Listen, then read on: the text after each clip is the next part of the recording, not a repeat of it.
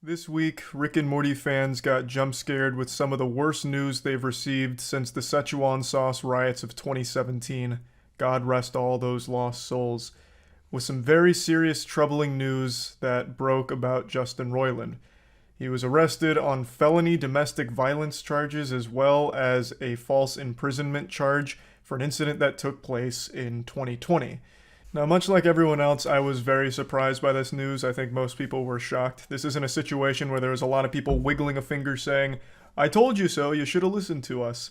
This was something that caught most people off guard. These are serious charges he's facing, and a lot of people, myself included, were also confused on what a false imprisonment charge is in this situation, because I think most of us assumed that was something that only a law enforcement officer or someone in that position could be charged with. So I had to look it up myself. And to be fair, you have to have a pretty high IQ to understand false imprisonment charges. So in this case, he's being charged with false imprisonment by way of menace, violence, fraud, and/or deceit, which bumps this from a misdemeanor up to a felony. It levels up the charge here. It goes plus ultra, and it basically boils down to keeping someone against their will by intimidating them, scaring them, threatening them, what have you. So it's a very serious thing. That's not some like joke charge by any means. And of course the domestic violence charge is the one that catches most people's eye because that is just fucked up. Especially because it's a domestic battery with corporal injury. Now the victim here is an anonymous person who is remaining a Jane Doe for this case. A lot of the details of this case are being kept private and won't be released to the public. But basically, it was someone that Justin Roiland was dating at the time, and this incident occurred in 2020. He pled not guilty to the charges, also posted a $50,000 bail, and this has been an ongoing legal battle ever since. He's gone to very many hearings about this. He recently went to a pre-trial. The trial date hasn't been set yet, but this is a very serious case which carries real jail time, should he be found guilty on all of these charges. Now, Justin did plead not guilty, and his legal team seems very confident, stating, "It's hard to overstate how inaccurate the recent media coverage of this situation has been. To be clear, not only is Justin innocent, but we also have every expectation that this matter is on course to be dismissed once the district attorney's office has completed its methodical review of the evidence. We look forward to clearing Justin's name and helping him move forward as swiftly as possible." So they seem to believe that this will just be dismissed pretty soon. I am a little confused on what inaccuracies they're talking about when people are just saying like, hey, this is going on at the moment, which is kind of provable, right? Like he did get charged with these things, he just hasn't been found guilty of them. I'm all for shitting on journalists and the media coverage of things. They can gargle the dirtiest part of my butthole, but in this case, they're kind of just stating like, this is an ongoing thing, which it is, which you're also confirming. So I don't exactly know what specific inaccuracies is being referred to here, but it is important to note that he has not been found guilty on these charges or anything like that at the moment. This was actually just the first of many dominoes to fall in a very bad week for Justin Roiland and for just general fans of his work. A lot of news was breaking about Justin Roiland having a pretty predatory past in terms of how he talks to fans through DMs and shit. None of the text messages and DMs that have been leaking have been completely confirmed as real or verified as of the moment, so I won't really bother showing them. They are turbo cringe, and I, again, don't know if they're real or not, but they're out there. There's a lot of them as well. But one thing that is confirmed is that his game studio, Squanch Games, did actually have to settle a sexual harassment lawsuit back in 2019. No, that's news to me. Justin Roiland had some more shit come out today. Uh-oh. That's no good. He's gonna need a Mr. Meeseeks out there ASAP to do some damage control. Also, it just came out that Squanch Games was sued in 2018 for sexual harassment, discrimination, and wrongful termination. Goodness gracious, jeez, Rick. Oh, yeah. Justin Roiland's Squanch Games quietly settled a sexual harassment lawsuit in 2019. Oh boy, Rick. Sounds like things were getting a little too swifty over at Squanch Games. That's no good. Yeah, they glorbed right out of the trick hole on that one, huh? Jesus Christ. All of this coming out all at once with Justin Roiland. The floodgates are fully opened. Overall, the whole situation's extremely sad. Even if you don't like Justin Roiland, this isn't something to celebrate. This isn't something that anyone should want to see. Because if he's found guilty on these charges, that means there was a very real victim who suffered greatly. And that's horrible. Now, I'm not a huge Justin Roiland fan these days. I don't dislike Rick and Morty. I haven't watched it in a couple of years, but I always enjoyed it. I just haven't really felt like watching it recently. But I didn't like High on Life. I dropped it after a few hours. The writing just became an actual headache. And I'm no fan of fourth wall breaking. I don't find it extremely comedic. So when you like press pause in the beginning of the game and then you unpause and it's like, you just pause the game? You just pause the game during a firefight? Are you dumb? How could you just pause the game? You just paused the game during this gunfight? Oh man, we got a real stupid guy here because you just paused the game during a firefight because you weren't thinking, pausing the game. I can't believe you paused the game. Just droning on and on and on. I couldn't deal with it. So I didn't really like High on Life, but I did like Rick and Morty. And I'd say on the whole, I was pretty tired of that just over-explaining every single joke, stuttering on every single joke. It very much wore off on me, and I stopped enjoying the shtick. So even still, as someone who's not the biggest fan of his recent works, I don't want him to have been someone that beat and falsely imprisoned the person that they were dating. And if he did do that, I'm hoping the victim gets the help they need to get through this situation because that shit is traumatic, I imagine. So I'm wishing them the absolute best. It would be a disservice and downright criminal of me not to mention the memes that have spawned from this whole situation. With so many people being pretty tired and exhausted of Justin Roiland's style of writing, as well as High on Life being extremely divisive, people have taken the opportunity to just go hog wild, making jokes about all of this, you know, referencing Pickle Rick, talking about how this is the wrong Justin Roiland. The Justin Roiland that's, you know, being talked about with this domestic violence charge is actually Justin Roiland of Universe C-137. That's Felon Roiland. Shit like that. Just a non-stop waterfall of memes. A lot of people have wondered if he is found guilty, what it means for the future of Rick and Morty. It's such a cash cow. A lot of people, like myself, think that they'd probably try and continue it without him, but then it would just slowly whittle away and die. Just slowly ferment and rot. Because not only is he the main voice actor for Rick and Morty, he is also a writer on it. So if he is found guilty, I don't know how you replace him. The show's quality would be in the shitter and it'd fall off really hard.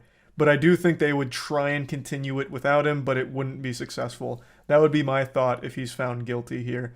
But of course, the main thing to focus on isn't necessarily the future of Rick and Morty. It's on whether or not someone was truly beaten and falsely imprisoned by this guy, because that is absolutely fucking horrible.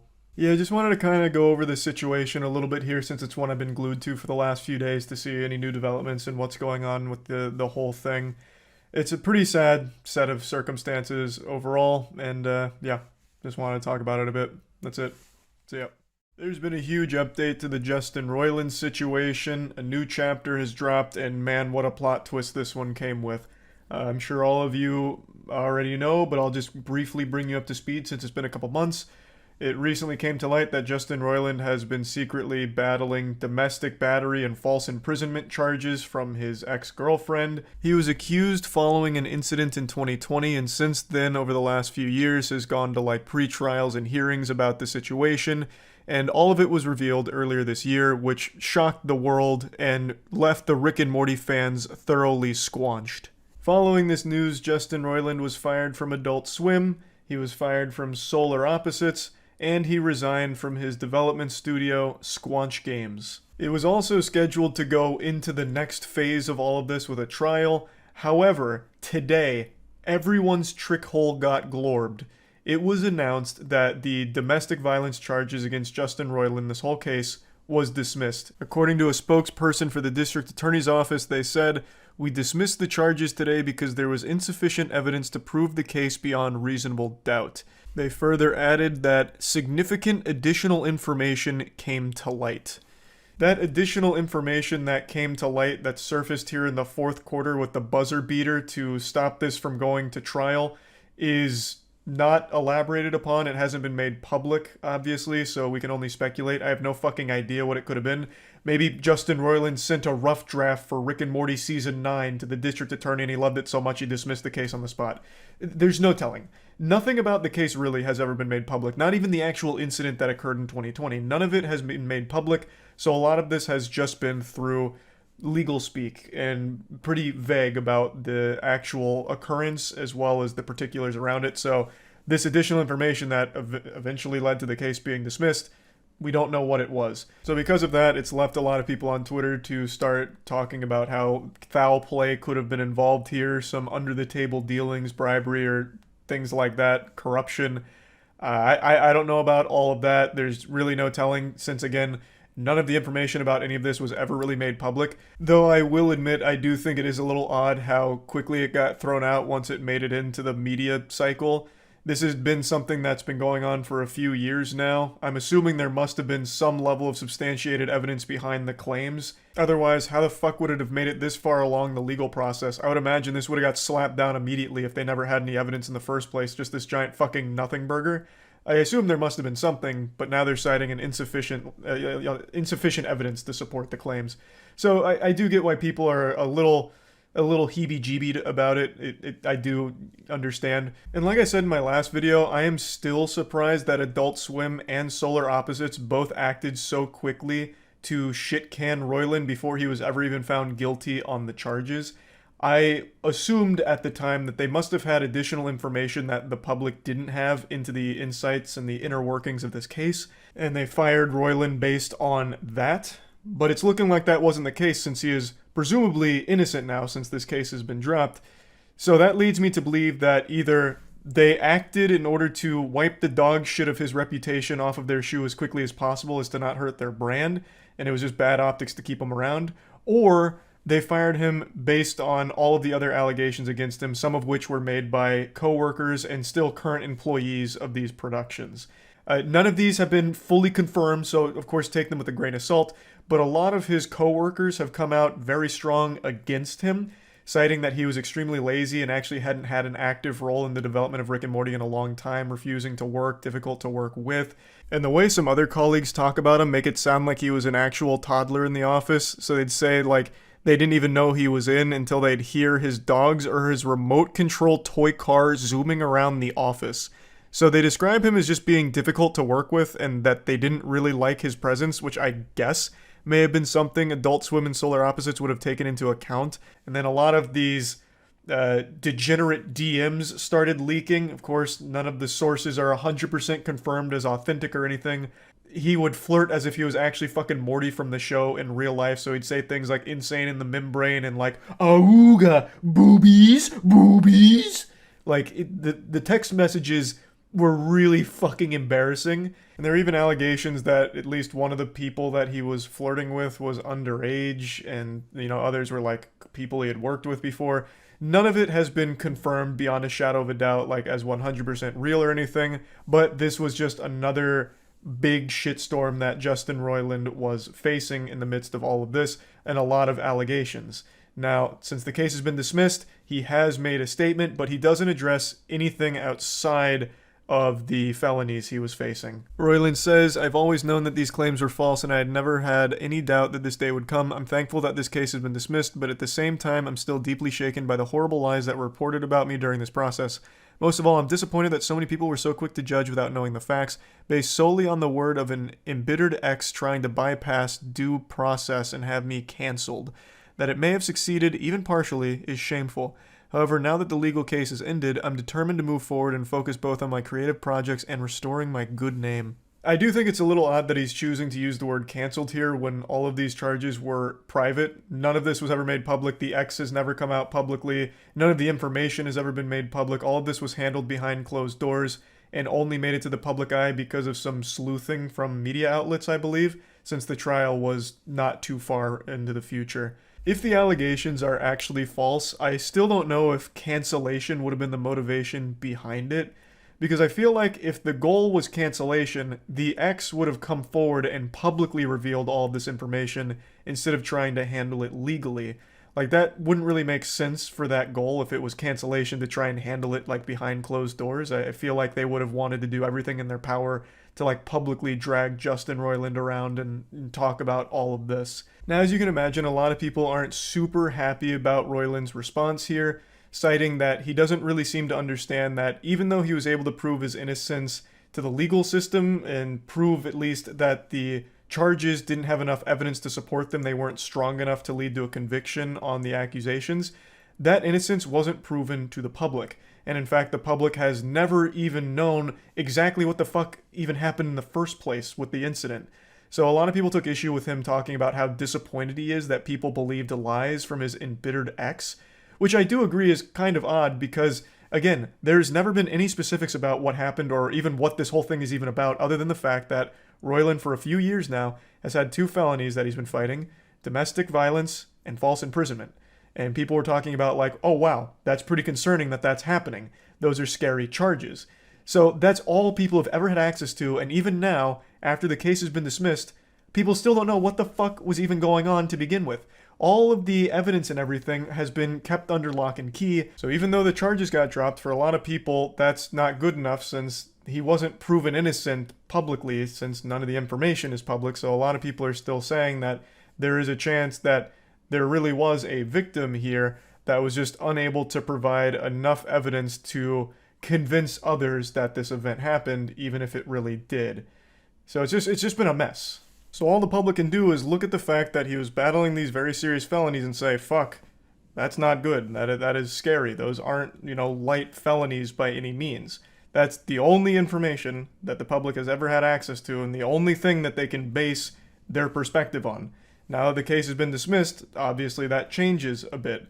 And if all of the allegations are truly false, then that is a crime in and of itself, and should be taken very seriously. If it is proven that everything that has happened was based upon an embittered ex lying to ruin Justin Roiland's reputation and try and ruin his life, that is a very serious thing as well that also needs to be addressed. So the whole thing is just a pretty fucking horrible situation top to bottom.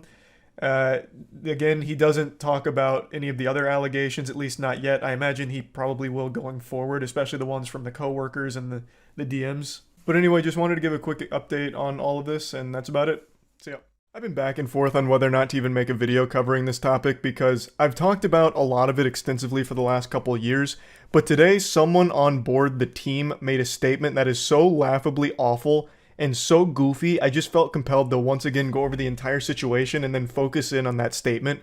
But I recognize that this one person doesn't speak for the entire movie or the entire brand behind it, but it's such a tragically silly statement that they put out that it's hard not to laugh at it. So, The Flash is right around the corner. It's a DC movie that a lot of people are excited for, obviously. However, it's got its fair share of controversy because Ezra Miller plays the Flash.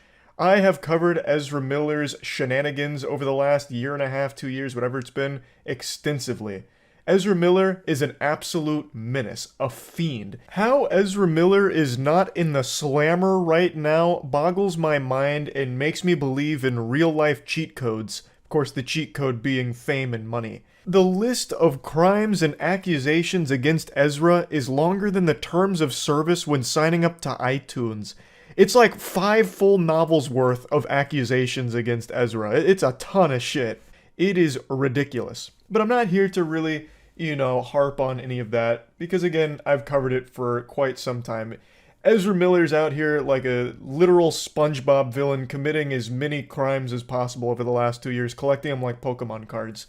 But it had no effect on The Flash. The movie's still coming out with, of course, Ezra Miller at the front lines, lead role, and it's been a bit of a blemish for the brand's reputation because obviously, alleged kidnapping as well as a myriad of other alleged crimes and assaults and all kinds of unpleasant things. That's not empty calories. Those are pretty serious things. So the top level suits have clearly poured a ton of money into The Flash, well north of 9 figures. This is $100 million+ production, and they obviously don't want to see it go right down the shitter, so they've been trying everything they can to mitigate the damage caused from all of this controversy. They've tried tackling it head on about, an Ezra forgiveness arc and this and that. But that hasn't really gone over well. The Accutane wasn't curing the acne here. The zit persisted, so they've tried a different approach. It's called radio silence.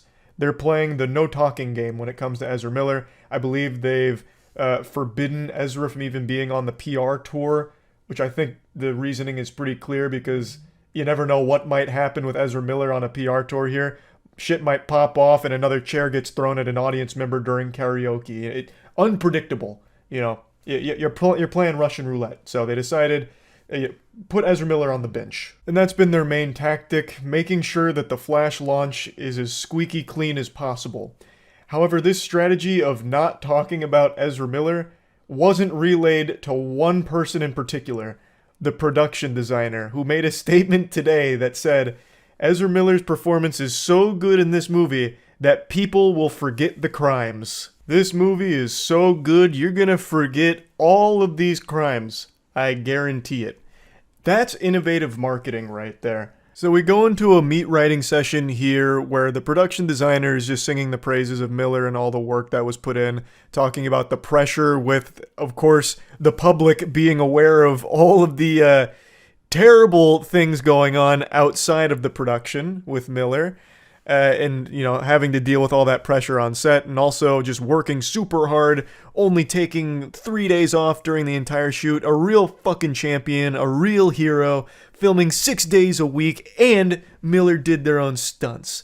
So, really just pumping their fists. Yeah, this is what hard work is all about. The crimes are meaningless now. Look at this work.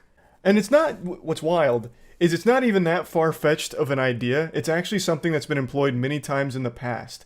So, for example, Riot Games fell into some hot water for a brief period of time due to a lot of nasty allegations coming to light about harassment, sexual stuff, and just a very awful working environment at Riot Games, and they were sued for it. They were facing a massive lawsuit. In fact, one of the reports I vaguely remember talked about how they used to hotbox cubicles with farts.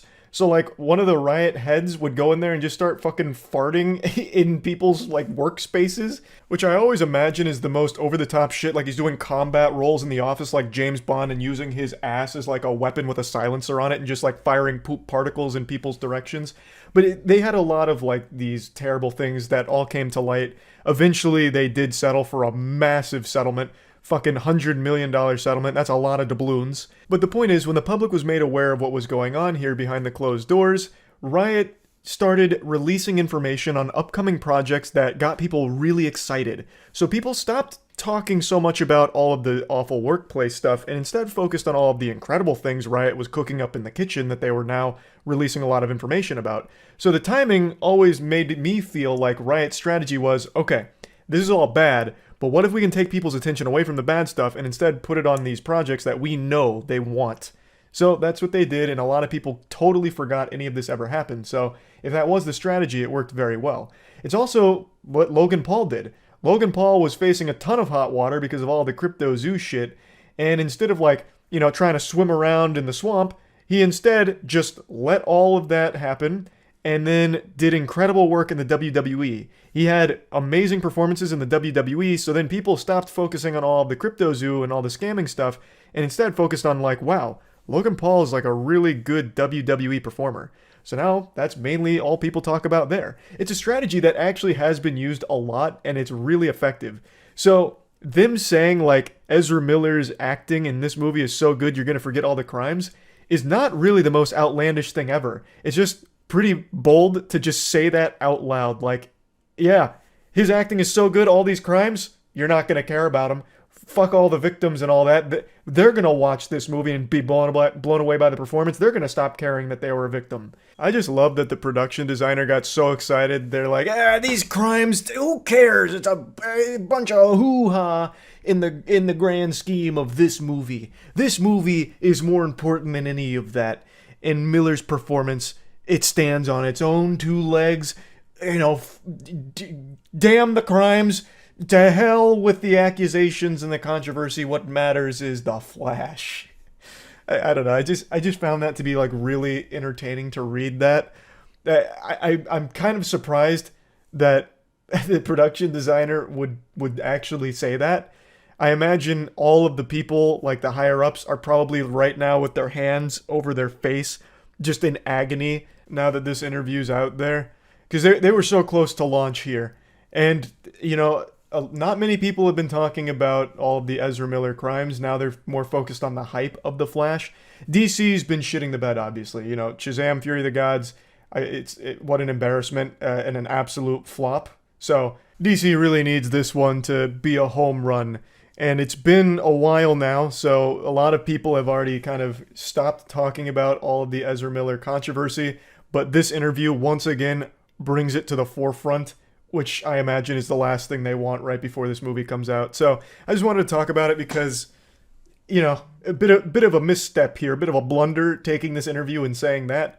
But again, it's one person. I know the production designer doesn't speak for the whole company, but it's certainly not helpful to to say, the performance was so good for Miller that the crimes people are going to forget about. That's not a great look. That's really about it. See ya. Twitter and bad decisions go together like spaghetti and meatballs. And it brings me no joy to keep talking about Twitter continuously getting worse with more and more embarrassing changes that keep hitting the platform. I would love to be talking about it getting better, right? Talking about like, oh man, Twitter's introducing an amazing change and people are, pumping their fists in celebration. But that is just not the utopia we live in. That Narnia doesn't exist. Right now, we're cursed with this brain rot Twitter that only somehow continues to fester and ooze. And what we're talking about today is its latest fumble with a new bad decision. It's actually been a whole handful of goofy changes, but I'm just going to focus on the silliest ones. So let's get into the cream of the crop, the biggest one people are talking about right now, the legacy checkmarks.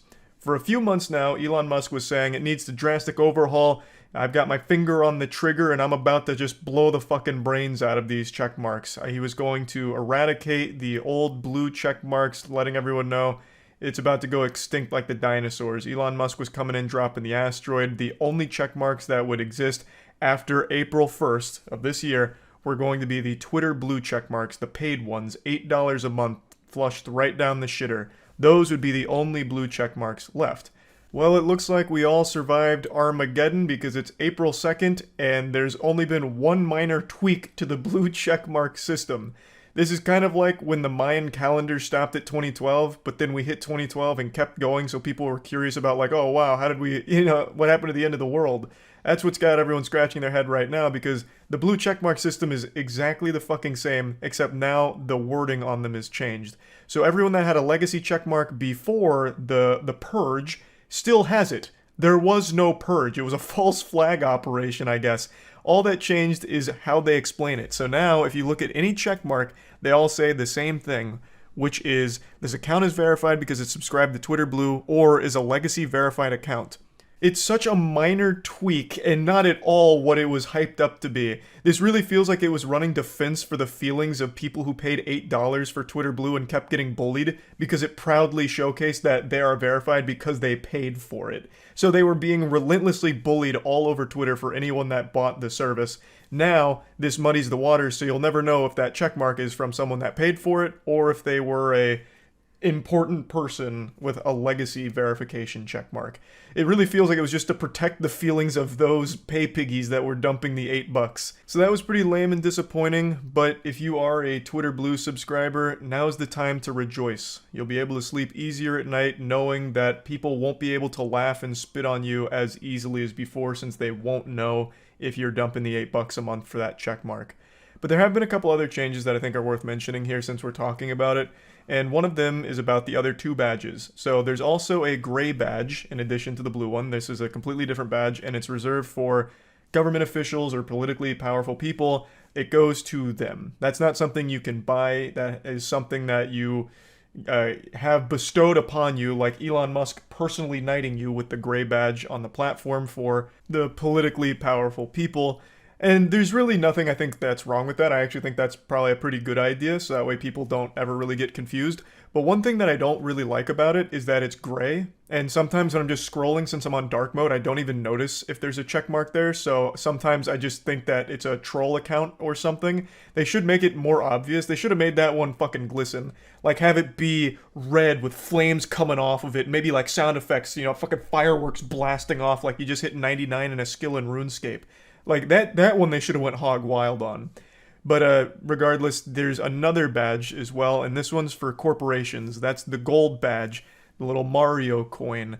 So the gold badge is interesting. The gold badge is for brands and companies, nonprofits, any of that, and it costs $1,000 per month in addition to an extra $50 per month for each affiliate sub-account, i.e. employees, brands, or divisions.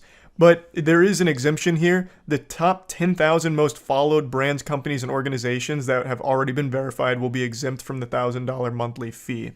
So if you're like a startup business and you want the gold badge to help solidify to customers that this is the official brand account, well then I hope you've got your pocketbook at the ready because you're going to need to pony up at least $1,000 per month for that bitch. That is not cheap whatsoever. And I actually would be super insulted if I was a startup business that would find value in that gold badge, because the top 10,000 most followed corporate accounts, as well as just its 500 largest advertisers, are being grandfathered into it for free. These are massive corporations that could easily afford the $1,000 per month charge without feeling shit. Meanwhile, you got mom and pop Wiggleberry who just launched their artisan candle business that really wanted the gold checkmark to try and extend their reach online, and they're gonna have to fork out a fucking ton for it. So that would be pretty insulting as a small business owner who might want the gold checkmark. I don't think it's necessary whatsoever. I don't think the gold checkmark's going to necessarily be hitting home runs for your bottom line and getting you more customers. But I have heard from a few small businesses and nonprofits that aren't going to be, with the waived fee here, that were very upset about it. And I do understand why they would be, because again, that is expensive for smaller businesses. Meanwhile, the businesses that are already huge that could easily afford it don't have to. They don't have to eat the cost at all. Instead, it's coming from smaller businesses, which is weird. That seems kind of backwards to me, but whatever. I thought that was at least worth mentioning, because $1,000 per month for a fucking badge on Twitter is in and of itself a wonderful joke. Now, the last change that I'd like to discuss is one that kind of branches off of a bigger topic. What is the value of even being verified on Twitter? Well, I think the answer is nothing. I think there is absolutely no fucking value in being verified on Twitter. One of the things Elon Musk has been hyping up for a while is monetization options, but as of right now, they're non-existent. There's really no such thing as like Twitter monetization. You're not going to make a living off of just fucking shit posting tweets with a verified account. At least not yet. Though I do wonder if he is like genuinely exploring that to see if there is a way to have content on Twitter generate ad revenue for its Twitter Blue subscribers to incentivize them to keep posting. I think that's the plan. It's just not fully realized yet. So as of right now, it is completely worthless to have the check mark.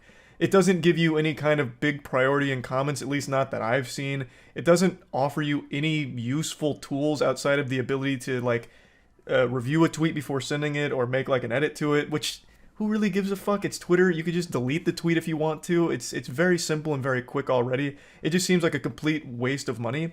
But with a recent announcement from Musk, it seems like he's really trying to make Twitter Blue a requirement to even use the platform effectively.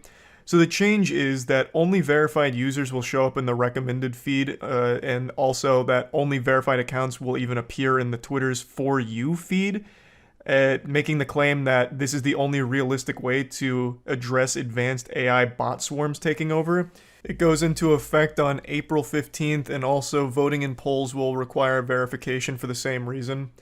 I don't really care too much about the poll voting shit. That doesn't matter at all to me. Twitter polls are completely fucking useless.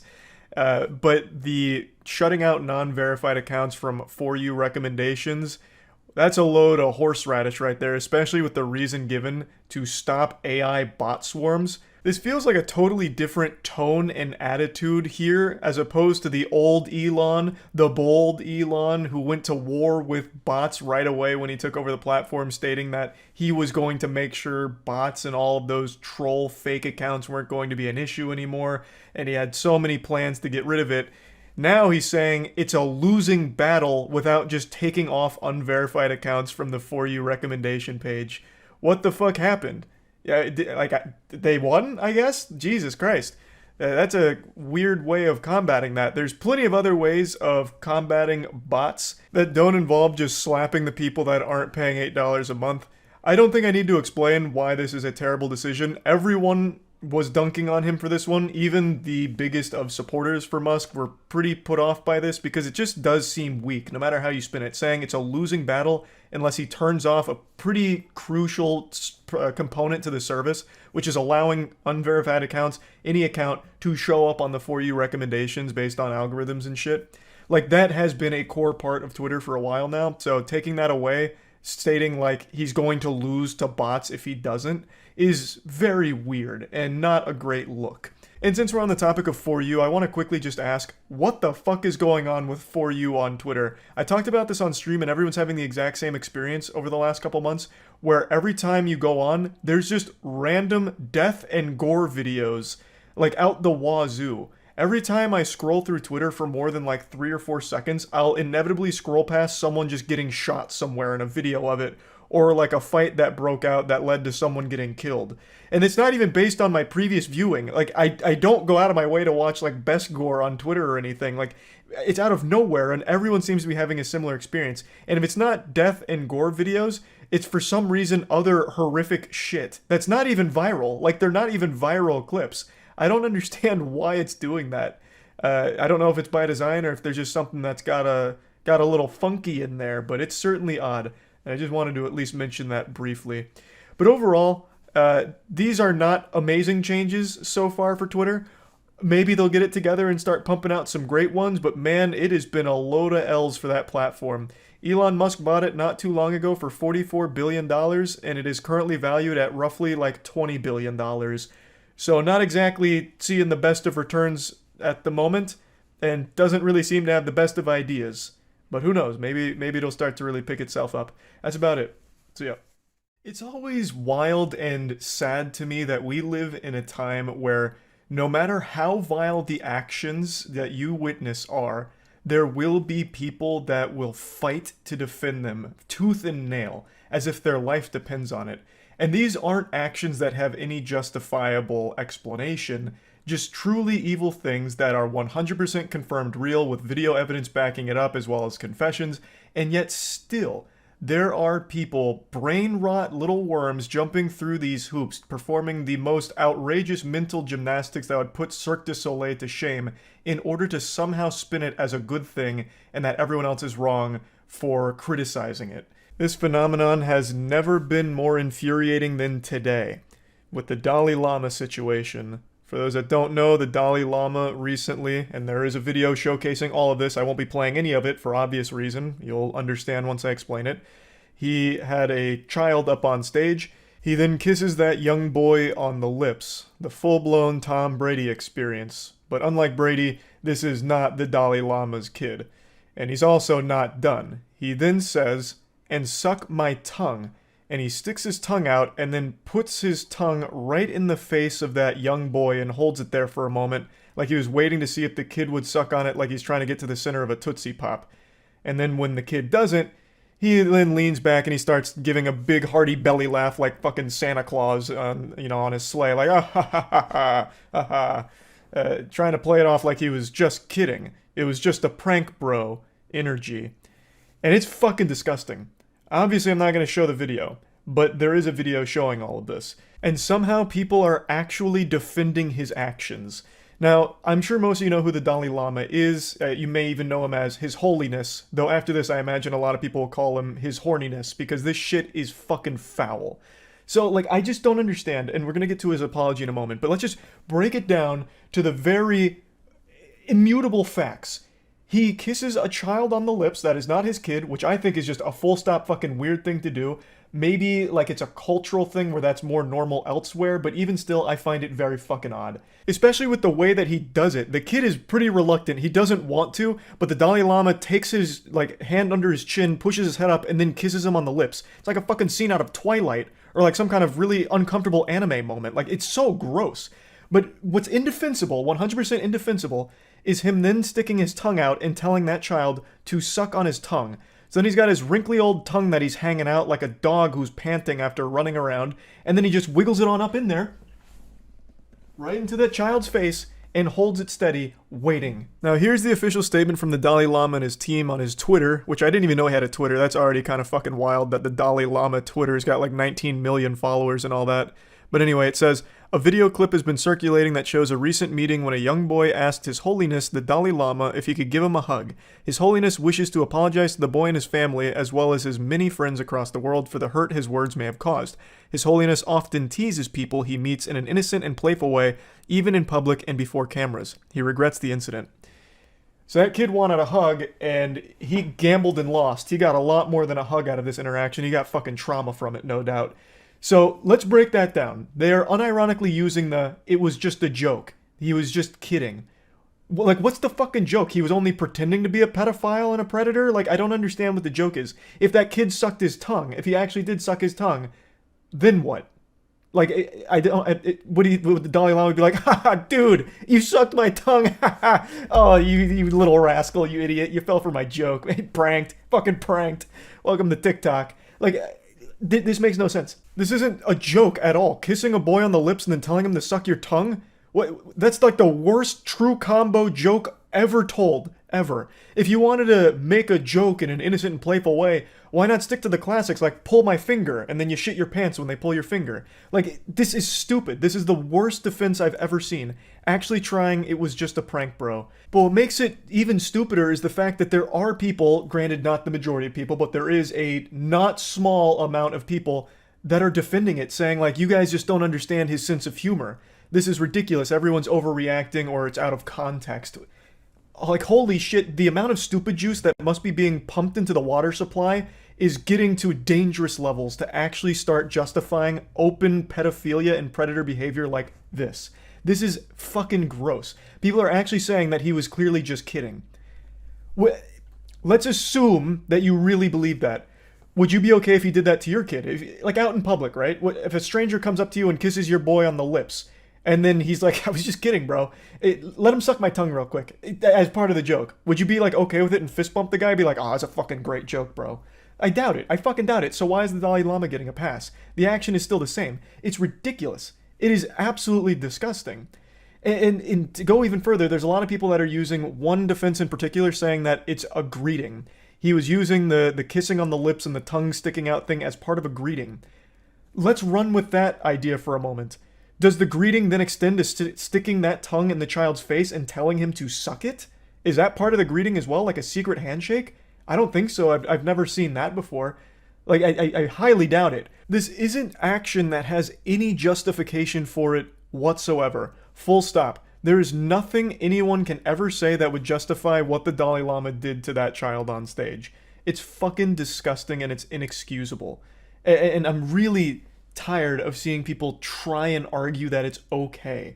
Like, there's nothing about that should even remotely be like normalized or encouraged or written off as just a joke or goofing around. And honestly, this little apology that they whipped up in the Notes app in like 5 minutes here is making me even more concerned for how long this behavior must have been going on for, because they're writing it off as just, the Dalai Lama being the Dalai Lama, he's a little quirky, he likes to tease, even in front of the cameras in public. Well, what the fuck does he do in private then? Like, holy shit, if this is something that they're trying to just say, it's like, it's just, part of what he does, you guys just don't really get his sense of humor, like, holy shit, what kind of awful things must be going on in private? A lot of people raise that point as well, like, damn, if he's willing to do this in public and then say, like, it's just, him being him, like, my god, it must be even worse in private. But yeah, anyway, just wanted to talk about this whole situation a little bit. That's about it. So yeah. All of you know I like to collect shiny trading cards, Yu-Gi-Oh!, Pokemon, Magic the Gathering. There's just something about a holographic card that just activates all the neurons in my tiny little primitive smooth brain and makes me clap and have a smile on my face. Now, I've collected cards for a long time, and Wizards of the Coast has produced a lot of the cards I've collected, early Pokemon sets and Magic the Gathering, for example. And what they've recently done to another collector is unforgivably cruel. They unleashed the fucking Pinkertons to go to this man's house and scare him and his wife and confiscate some Magic the Gathering booster boxes that he had recently purchased. That sounds like the plot to a Breaking Bad episode when someone didn't fully compensate Tuco for the drugs they bought.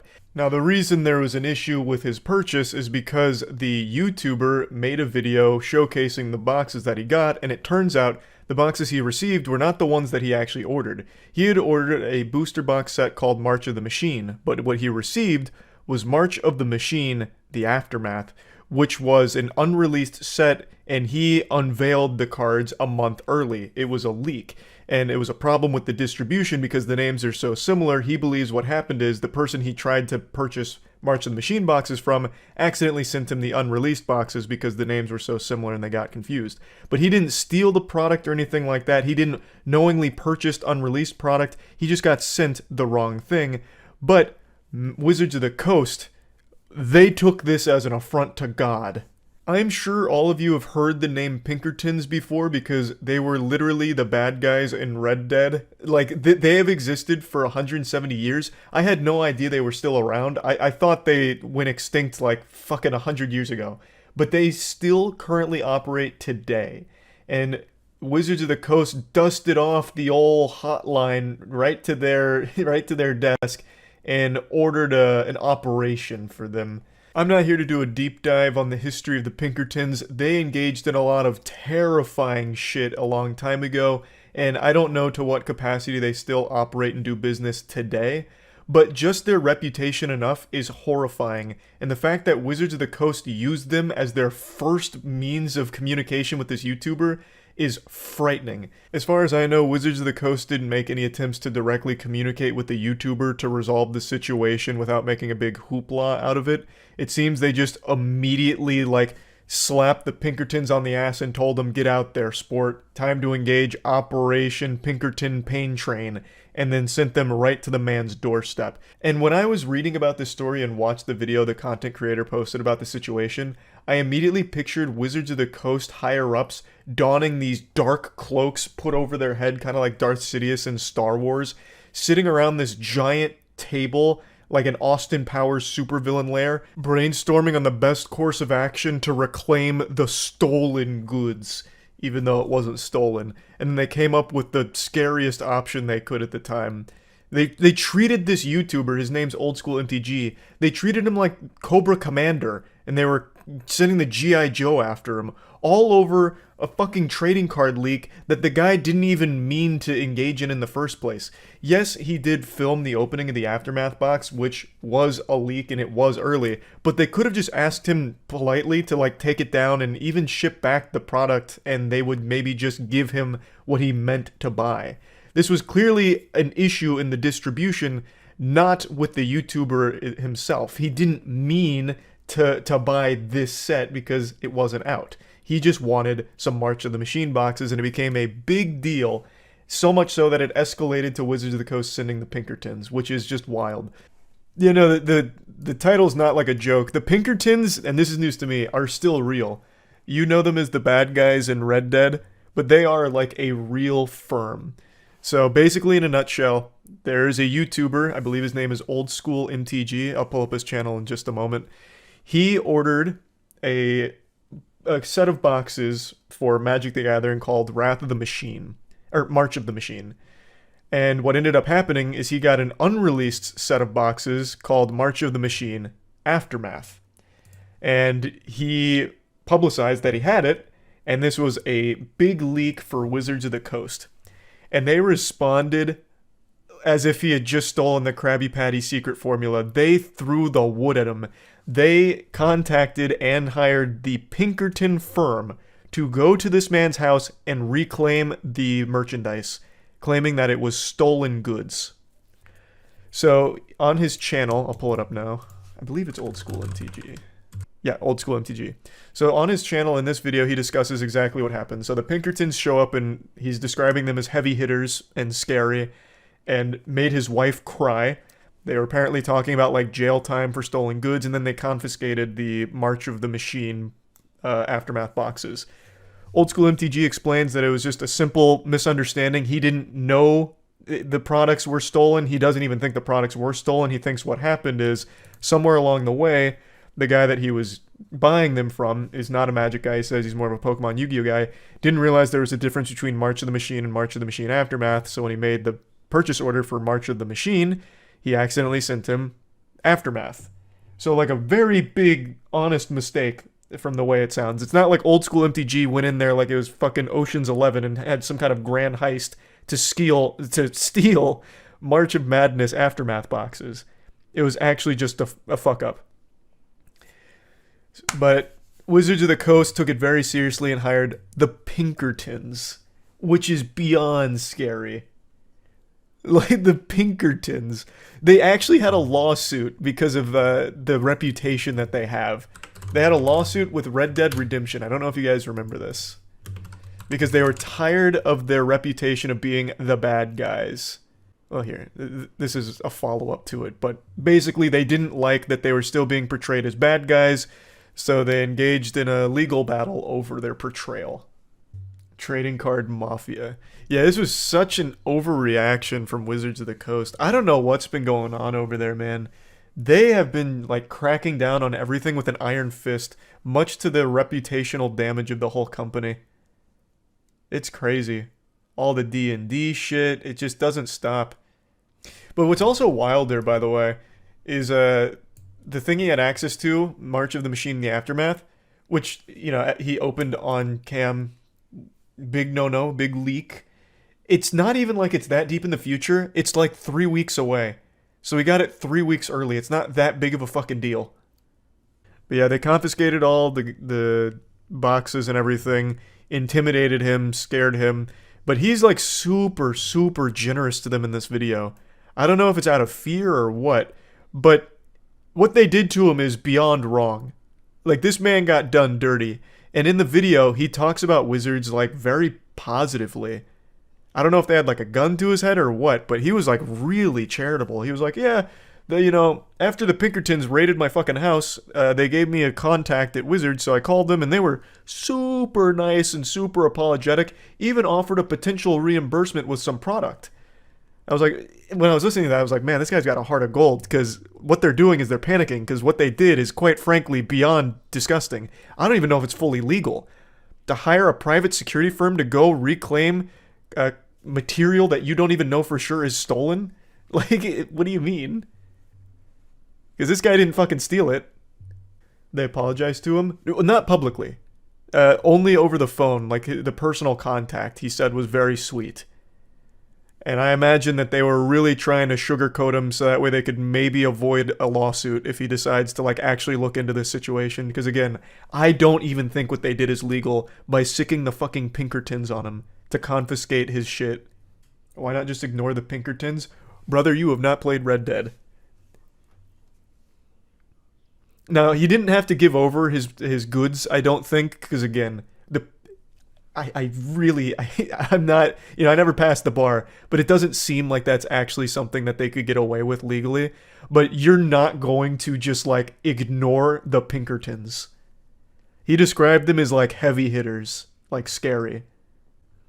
God, it really does sound like a mission out of Red Dead, though. I come out and the wife's answering the door and it's the Pinkertons. Fuck, man. But yeah, I saw a lot of people on Twitter, for some reason it's always Twitter that has like the dumbest takes, like, I don't think they sent the Pinkertons, that wouldn't make any sense. But then Wizards themselves did confirm that the Pinkertons were part of the investigation. And then of course they just go silent after they're confronted with like the reality that they were wrong. It's like, why should we believe this YouTuber? He's probably lying. Did he record the Pinkertons? But to be fair, it does sound like unbelievable that a trading card company, well, I mean, there are a lot more than that, but over trading card disputes, they'd hire the goddamn Pinkertons. But yeah, here's his explanation. Somebody screwed up, sent out the wrong cases to the gentleman that I bought the boxes off of because when he sold me the stuff, he said he was selling March of the Machine collector's boxes, not Aftermath. He didn't even really know what Aftermath really was, I don't think. So like I mentioned, he believes that it was just something along the distribution chain because the names are so similar that someone got confused and sent out the wrong thing. Are Pinkertons a crime family or an organization? Yeah, the line's kind of blurred if you look at the Pinkertons historically, but they are a detective agency. But they've been around for 170 years. They've got a wild history. During their height, they had more armed men than the U.S. Army. Really, that's interesting. I didn't know that.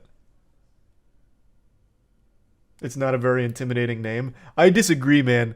That name actually sounds straight out of the Wild West era of just lawless, wild shit. I don't know. You hear that name and you're like, oh wow, those are some loose cannons that don't play by the rules. I really do feel bad for the guy because he seems super wholesome and genuine. In his video, he's also just really nice to Wizards of the Coast about everything that happened, even in spite of them sending these heavy-duty lawman Pinkerton agents to his house who also mentioned jail time and scared his wife. Like, that's crossing a line when they could have reached out in other methods to talk to him and clear up this incident. But they went with the scariest option immediately to like intimidate and scare him and reclaim the stolen goods. Now, I don't know if the Pinkertons had a warrant to like search and confiscate his shit. It still to me feels like what happened here isn't fully legal, which is why when Old School MTG called Wizards of the Coast representative on the phone, they were so nice and apologetic. They probably don't want him to think too hard about it and consider a lawsuit because to me, and based on the little bit of reading I've done around situations like this, it doesn't seem like this was fully within the rights of Wizards of the Coast to do. This seems like it's in a really weird legal gray area here, and a pretty fucked up situation regardless, even if it is fully legal. It was just unnecessarily aggressive. So I wanted to talk about this situation a little bit, and yeah, that's about it. So yep. There's a problem that we need to discuss briefly, so please step into my office and close the door behind you and get a bucket out for puking. It's about to get gross. Disney, a name I'm sure you're all familiar with, it's a place of magic, adventure, and dreams. But what happens when that dream becomes a nightmare? And I'm talking about a sleep paralysis demon that's recently been paying Epcot a visit. And more specifically, Remy's Ratatouille ride at Epcot. Remy's Ratatouille has become less of a ride and more... Hello, Io. Yeah, she heard Ratatouille and, you know, sprung into action. She's a huge fan. But yeah, anyway, I don't know what it is about Remy's Ratatouille, but they are summoning the pervert devil. It's like a full-blown exorcism, but instead of dumping out ectoplasm and a haunted spirit, it's actually dumping out cum. There have been 2 separate instances of park guests going to the Remy's Ratatouille ride and exposing their penis. One of them was actually wanted for other sexual pest degeneracy crimes and was caught on Remy's Ratatouille smoking, watching porn, and masturbating, even finishing a full-blown climax and just dumped his DNA all over the Ratmobile. So he literally turned it into just a fucking cum dumpster. And then the following day, another park guest was getting trespassed outside of the Remy's Ratatouille ride. And during this situation with the park authorities, the guy just dropped trouser, exposing his penis to the public, as if he was doing a show and tell on cock. Both of these cases happened only a few weeks ago, so Lord only knows where we could be in another month if this continues, if it becomes some kind of trend. You know, maybe this is the curse of Remy's Ratatouille. Yeah, it's getting scary out there. But yeah, I thought this was so fucking weird, and I hadn't heard anyone talking about it, so I figured it's our duty here to discuss the important things that others are too afraid to tackle, such as turning Remy's Ratatouille into your personal masturbatorium and ejaculating on this ride. It's a fucking ride made for children at a Disney park. It doesn't get more degenerate than that. It's unbelievably fucking disgusting. Someone mentioned that earlier. Man caught watching porn and masturbating on a Disney ride. Forgot to look it up though. New Jersey man caught smoking and watching porn on Remy's Ratatouille adventure in Epcot. That'll get you every time. I don't even know why they bothered to include smoking. That's like the least startling news here. Robert Fitzpatrick was arrested and charged with a misdemeanor charge of exposing his sex organs. That sounded like straight out of biology class. Was there no one else on the ride? There are warrants for Fitzpatrick's arrest for sex crimes in California and New Jersey. Further details on those out-of-state charges were not included. Disney cast members were first leery of Fitzpatrick when he wanted to sit alone in a rat or ride cart on March 29th. Generally, guests share the cart with other people. It was suspicious that the guest was in the cart alone. Why though? Why would you ever want to do that? Is it the ride that brought it out of him, or just like that? It's not even like exhibitionist. It's like literally alone masturbating in a weird location. Several cast members monitoring the attraction in surveillance room saw Fitzpatrick smoke and touch himself. Twice they stopped the attraction and made a loudspeaker announcement that smoking was not permitted. They should have just called him out by name, like, Ryan, put out the stogie and put your dick back in your pants, please. Just ruin the magic for a moment. Ride continued on, and Fitzpatrick began looking at porn on his cell phone and put his hand down his pants. Fitzpatrick then pulled his penis out in the open and continued masturbating inside the ride cart. One cast member said he ejaculated before leaving the ride vehicle. Holy shit.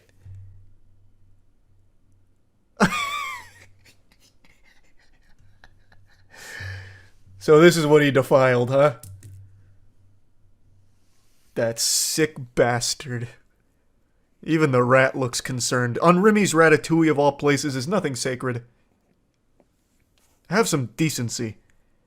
Take that elsewhere. Take that to Dueling Dragons, but not Remy's Ratatouille. Please. The rat is pregnant now. I know. And they're gonna have to retire the vehicle. Or rather, they should.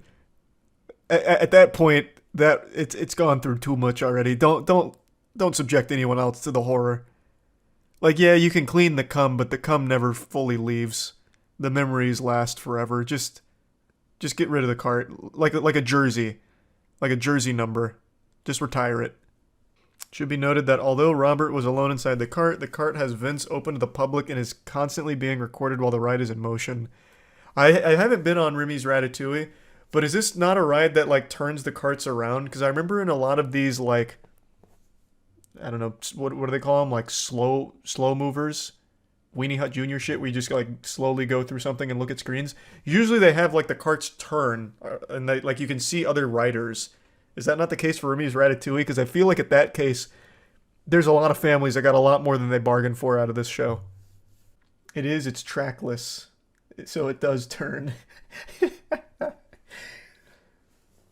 can already imagine like the parents like shielding their eyes. Oh, Jesus Christ!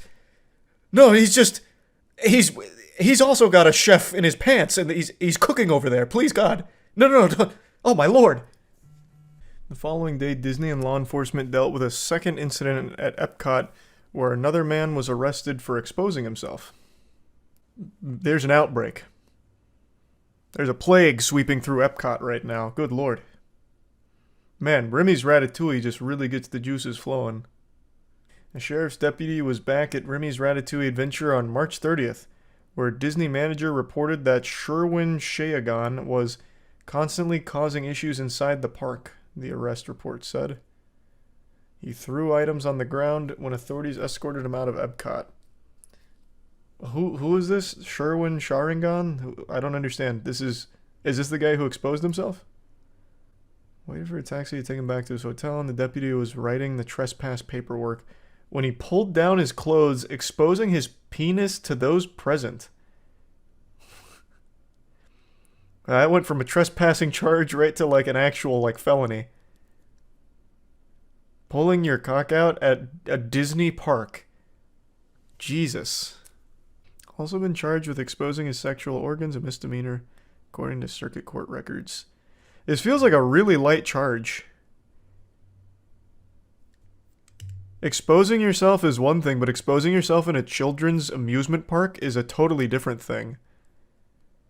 Aren't those two... Isn't that like a more serious charge? It's not a huge crime because Remy from Ratatouille was pulling his hair, forcing him to do it. Yeah, imagine he's just been framed. There was also a Disney employee who got fired for filming 500 plus videos under women's skirts yesterday. What is happening at Disney? Jesus Christ. What?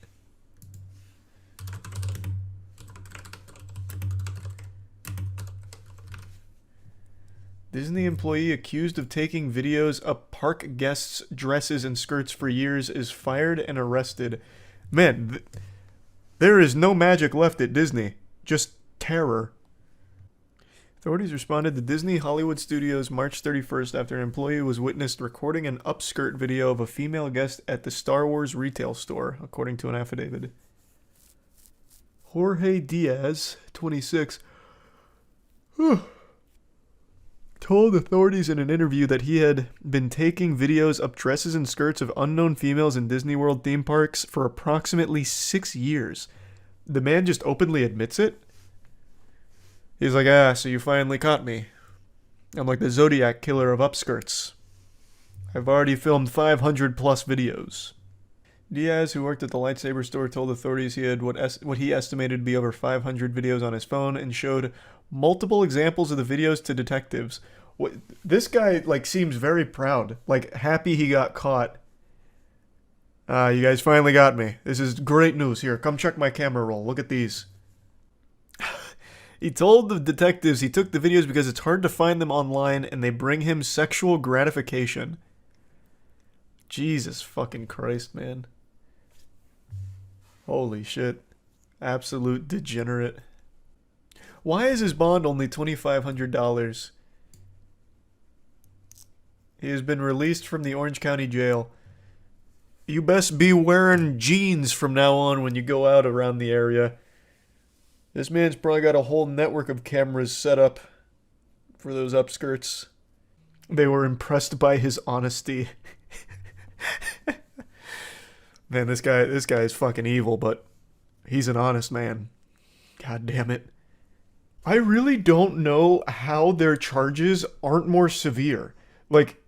To expose yourself in public is already bad, and to do it at a children's theme park is much, much, much worse.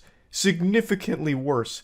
And then the upskirt situation, 500 plus videos, this is a serial sex pest. These aren't, this isn't some goofy thing. This is actual crimes. The charges don't sound nearly severe enough for what they have done. So I was super shocked to be reading that. Maybe that's just preliminary charges, and as the case continues to develop, more things will be tacked onto it as they discover more and, go after them harder, hopefully. But yeah, I just wanted to talk about these situations because I hadn't heard anyone discuss it really, and I thought it was fucking weird. So that's really about it. So yeah.